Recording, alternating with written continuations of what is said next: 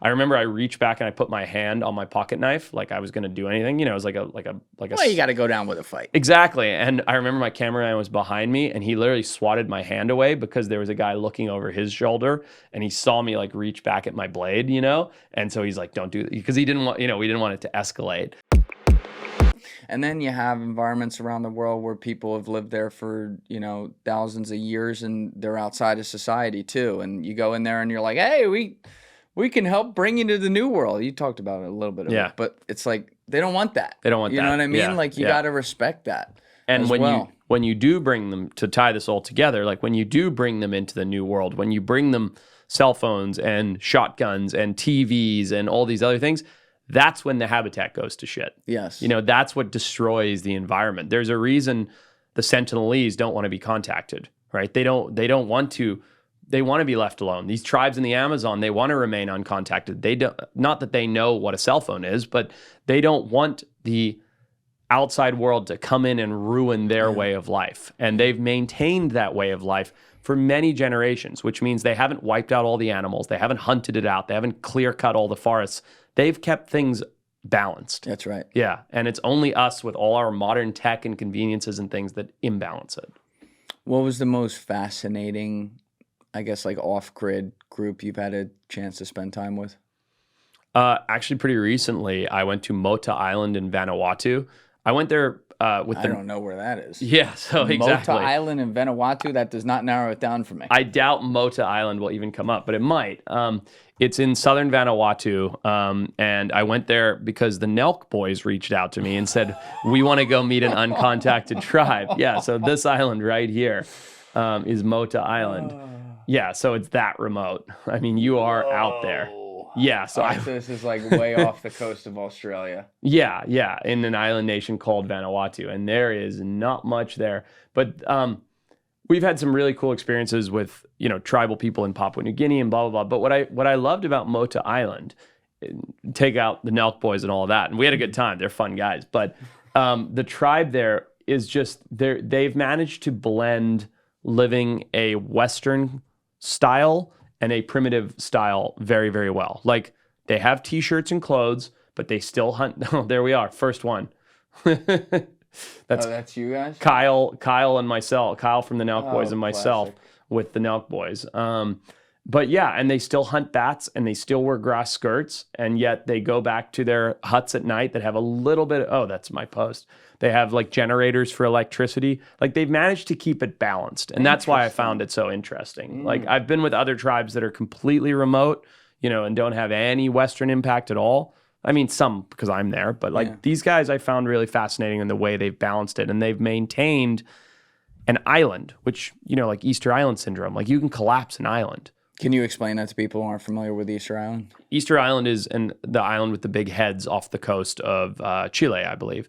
And Easter Island syndrome is a thing where you're stuck on an island and your population grows. And so in order to sustain that population, you cut down all the trees, you eat all the fruit. And because you're so isolated, once you do that, your civilization collapses. So that's what they believe happened in Easter Island. Basically, they cut down the last tree to make a canoe to go fishing because the fish were so far out because they caught all the fish. And once you cut down the last tree, there was no coconuts, there were no more canoes, the whole population collapsed. So these guys, the reason you asked me what I found so fascinating, it's not just because of their remote lifestyle. I've been with lots of tribes that have a remote lifestyle. They have managed, they're like forest gardeners and ecosystem engineers. They're like, we live on a small island, Mota Island. We can collapse it. If we hunt every bat, if we cut down every tree, if we do that, our way of life will be gone. So instead, when they eat a mango, they take that mango seed and plant it back in the dirt. Oh, wow. Or when they go to kill bats, they look for a bat that doesn't have babies and they kill one bat and they eat that bat, you know, per family. Like they're constantly regulating the environment and managing their island so that they can maintain their way of life. And not one, I mean, I was only there for a few days, but at no point in time did I get the inkling that they're like, man, we would love a Chili's here. You know what I mean? Like, I don't think they know what Chili's is, but You know what I mean? Nobody there was like wanting for like that Western lifestyle. Like, I don't think I've ever talked to someone who said, "Man, I'd really love a Chili's." Right yeah. here." To be fair, it's like saying, "I really want a Long John Silver's." That's right. Yeah, good I've filet never o seen fish. someone walk in there. No, it doesn't. Who eats there? It's got to be a drug ring or something. No one goes to Long John Silver's. Dude, it's like, what's the mattress store that's all over the country?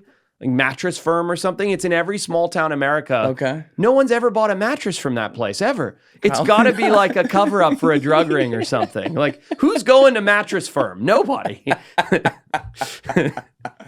So you were with these guys for just a few days, you were saying? I went with the Moto? Nelk boys for a few days, and then I spent another 2 weeks there. How did you make, after the Nelk boys left? Yeah. Right. On a neighboring island, but we went back and forth. How did you make contact with them to like do this? I met a guy named Brett. You know, you meet these people traveling. named and stuff. Brett. Guy named Brett. White guy named Brett from I was gonna say, Australia. he's not in the tribe. No, he was Vanuatuan, but he grew up in like the capital city and stuff. And then he lives on a neighboring island. It has this tiny little eco lodge type thing. So I met Brett. Brett invited me, and then he told me about Mota, about these people. And he's the only white guy that's ever been indoctrinated into the Mota tribe. Oh, wow. So he speaks the language. The language is insular to that area, not that island, but that area. He speaks the language. He went through a whole ceremony to be indoctrinated as a member of the tribe, everything. Only white guy that's ever had that. I was just a visitor. Yeah. And so he's like a part of he's removed because he's a Western guy, but he's like part of the tribe. So when he visits, he's welcomed and things. And so I went with him, and that's how I found them. What does their language sound like? Is it relatable to anything that we would know? No, it's like pidgin a little bit, so Like pigeon. not the bird pigeon. Oh. Pigeon is like a hodgepodge of languages. Gotta be careful. You're in Hoboken. We got a lot of pigeons around here. No, it's like a little bit pidgin where it's like a hodgepodge of English and tribal language and all these other varying things. And, they had missionaries go through that area. So a lot of people speak English. Oh, that's cool. Yeah. So, Okay. it's like it's like not great English, but it's English enough to Something. get through. Yeah. Have you ever been in a situation where you've been spending, you're embedded with some sort of tribe and it's actually sketchy as fuck and it's scary? Yeah. Yeah. I How mean, did that like, happen? not in an embedding situation, but like in Papua New Guinea 3 years ago, we were hiking up this river to look for this tribe that worships sharks to try and find this type of epaulet shark. And we're walking up this creek. We get told in town is this tiny little town of like 100 people. They're like, oh, you need to go meet the tribe people that come to town and trade with us, blah, blah, but you need to meet them and talk to them about the sharks. No problem. We'll go to tent. We'll go to the tribe. Like, how do you find them? It's like, oh, you take a canoe to the end of the creek, then you walk up the creek. It's like, okay, no problem. So we canoe up from the town to where the creek starts, go up the creek as far as you can. Certain times of the year you can go further, right? When it's wet season. So we were there in the dry season. So the canoe doesn't make it very far. Then we get off the canoe and start walking along the creek. So we're walking along the creek and I look up and there's a skull on a stick, a human skull. And I'm like, holy shit, there's a skull. And me being me, I'm like, they do this in Papua, to be clear. But me being me, I'm like, let's go in and check that out. Oh, so I nice. climb up this little hill where the skull on the stick is, and there's a cave opening. So you go in the cave opening, and there's a picture on my Instagram, I think. But I go into this cave littered with human skulls, like hundreds of them, hundreds and hundreds of them, real human skulls. And I'm like, oh shit, I don't think we're supposed to be here, because I just popped in to see what it was. Oh my God. And I come out and the tribal warriors are standing there watching me with spears. And they're like, why are you in our cave? Again, missionaries have been through there, so they speak English. And I'm like, they're speaking English too. yeah, yeah. That's gotta be creepy. It's different, tribal guys named John Dudley and things like that because the missionaries have been through there. Yeah, it's really bizarre. Anyway, these warriors have watched me go in, like they've stalked us because they're like, what are these white boys doing here? They've stalked us through the jungle. Then they've watched me basically, it's not like I peed on the skulls, but like desecrate their tribal burial site because I hopped into it to see what it was. And I come out and they weren't angry, but they also weren't, they were just very stern. Like they're like, why are you in our cave?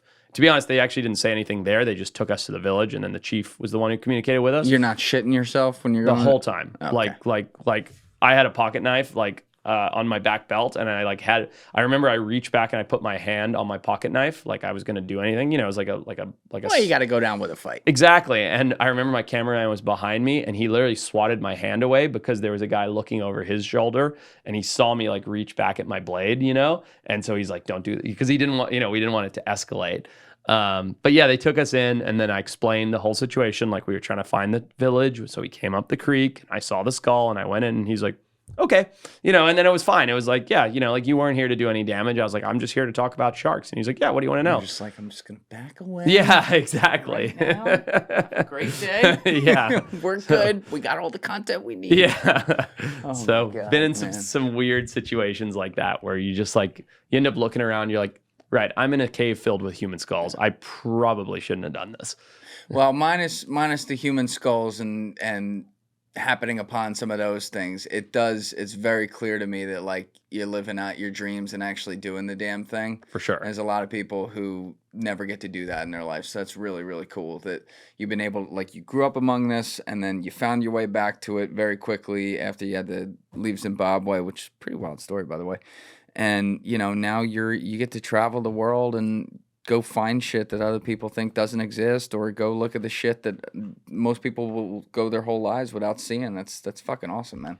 Anyone can do it. That's the thing.